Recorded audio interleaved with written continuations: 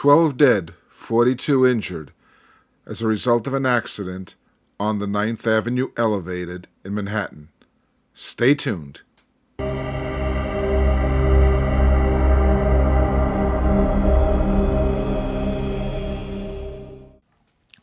It was a 9th Avenue train that was heading south on the 9th Avenue Elevated line. The accident occurred at the point where the 6th Avenue L diverged from the 9th Avenue L at 53rd Street. This photo shows the location where the accident occurred. The type of cars involved in the accident were made of wood, similar to the car shown in this picture. Downtown-bound trains displayed markers indicating to the towerman at the junction whether he should set the switch for the train to enter the curve heading to 6th Avenue or proceed straight on, continuing along 9th Avenue to the 50th Street station. If the train was proceeding down 6th Avenue, it was supposed to come to a full stop at 54th Street and wait for a signal. At approximately 7:05 a.m., the train was traveling at 30 miles an hour when it entered the sharp curve, which had a speed limit of 9 miles an hour. The motorman, Paul Kelly, realized the error and applied the brakes. The lead car remained on the tracks, but the second car was thrown right off the trestle and down to the street, coming to a rest with one end on the ground and the other across the third rail on the trestle, which triggered an electrical fire. The roof was torn off, and some passengers were crushed under the car by a falling truck and motor equipment from the third car, which came to a rest hanging off the edge of the trestle against the front of an apartment building, into which some passengers were able to escape through a window. The rest of the train also derailed, but continued down the trestle along 9th Avenue. In the end, the death toll was 13, and 48 were seriously injured, especially in the second car. A police officer who had been standing in the street was also injured. Assigning blame. According to The Sun, a newspaper in New York at the time, the direct responsibility was narrowed down to two men, Paul Kelly, the motorman of the train, and C.K. Jackson, the switchman at the junction of 9th Avenue and 53rd Street, where part of the traffic of the Upper West Side Elevated line is separated from the 9th Avenue trunk line to the 9th Avenue local and the 6th Avenue local lines.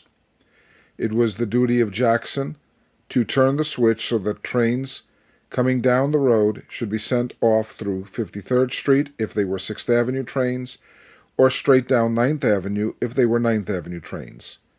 The signals on the trains, colored markers over the hood of the front platform, and the lettered sign on the iron railing around the front platform served to notify the switchman how to turn the switches. General Manager of the Interborough Rapid Transit Company, Frank Headley, made a statement. The yellow signal on the track means a clear track around the curve, and the green signal means a clear track down 9th Avenue.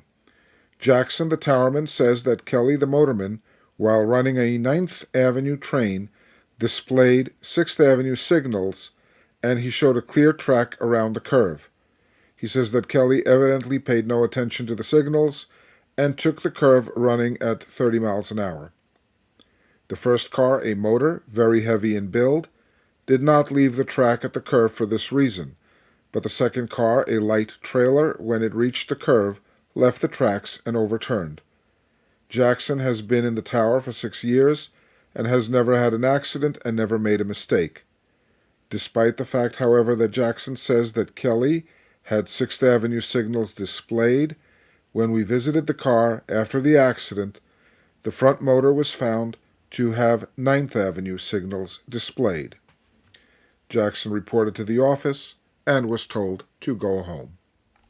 The investigation by the New York State Railroad Commissioners established that Kelly had his signal set on the train for the 9th Avenue route, and Jackson had his switches set for the 6th Avenue route.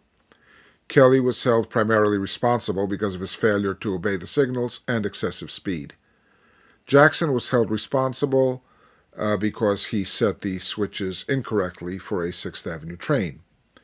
Criminal trial was held on March 21st, 1907, and Jackson was convicted of second-degree manslaughter and sentenced to 5 years in prison. That sentence was later overturned on appeal. Kelly, meanwhile, had fled to San Francisco. He was extradited, and on January 24, 1908, he was also convicted of manslaughter in the second degree. He was sentenced to 1.5 to 2.5 years at Sing Sing.